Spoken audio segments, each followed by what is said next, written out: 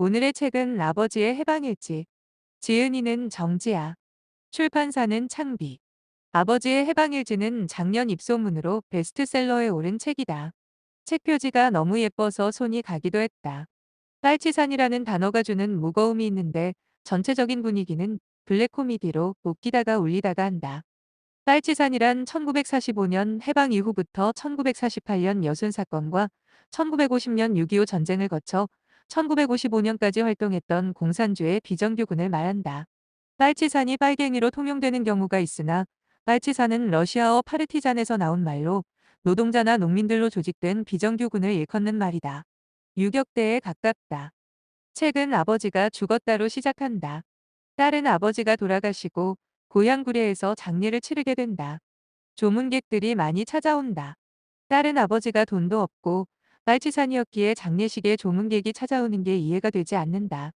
내가 알던 아버지는 진짜일까? 딸은 아버지와 깊은 대화를 나눠본 적 없었다. 아버지에 대해 아는 게 없었던 딸은 장례식장에서 비로소 빨치산이 아닌 진짜 아버지를 만난다.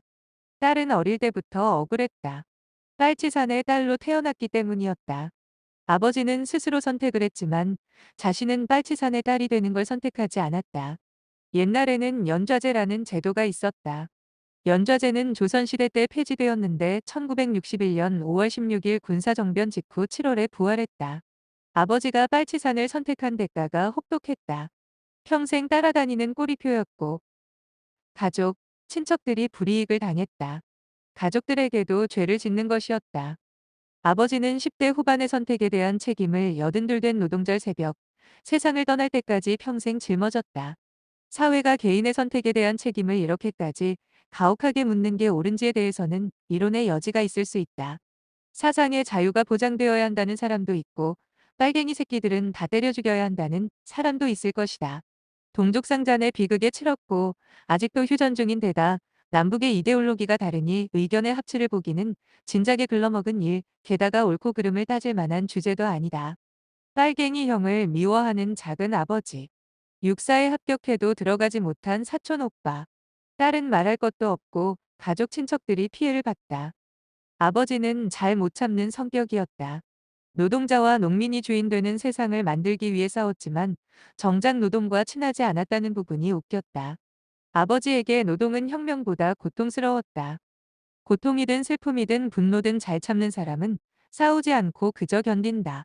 견디지 못하는 자들이 들고 일어나 누군가는 산꾼이 되고 누군가는 혁명가가 된다. 아버지는 잘 못 참는 사람이다.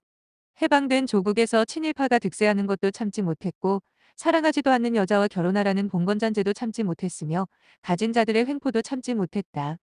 그 당시 지식인들이 사회주의에 관심이 있었다고 하니깐 사회주의 이념을 나쁘게 볼 필요는 없다. 지금으로 치면 생각이 다른 건데 빨갱이라는 이념 속에 집어넣고 몰아 죽이기도 했던 역사가 있으니 다양성이 존중받지 못하고 민주주의가 발전하지 못한 그 시절의 비극이다. 아버지는 일제강점기가 끝나고 평등한 세상을 꿈꿨다. 아버지의 18번이었던 오죽하면 그러겠느냐는 그러니까 사람이다로 포용하는 말이었다. 모든 게 용서되는 말이었다.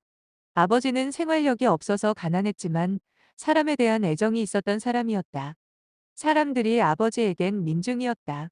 모두 잘 먹고 잘 살아야 하는 민중이었고 그 부분은 코믹하면서도 뭉클하다. 민족이고 사상이고 인심만 안 잃으면 난세에도 목숨은 부지하는 것이여. 아버지의 말이었다. 장례식장에 찾아오는 사람들은 아버지가 준 인심이었다. 냉철하고 합리적인 딸은 뒤늦게 깨달았다. 아버지의 뿌리는 산이 아니다. 아버지의 신념은 그 뿌리에서 뻗어나간 기둥이었을 뿐이다. 기둥이 잘려도 나무는 산다. 다른 가지가 뻗어나와 오해순이 돋고 새 기둥이 된다. 아버지가 생각나는 책이었다. 아버지와 속 깊은 얘기를 해본 적 없기에 더 그런 것 같다. 작년에 이 책이 왜 베스트셀러였는지 이해가 된다. 시대의 경향과 아버지에 대한 이해까지 뭉클하고 웃기고 눈물도 나는 책이었다.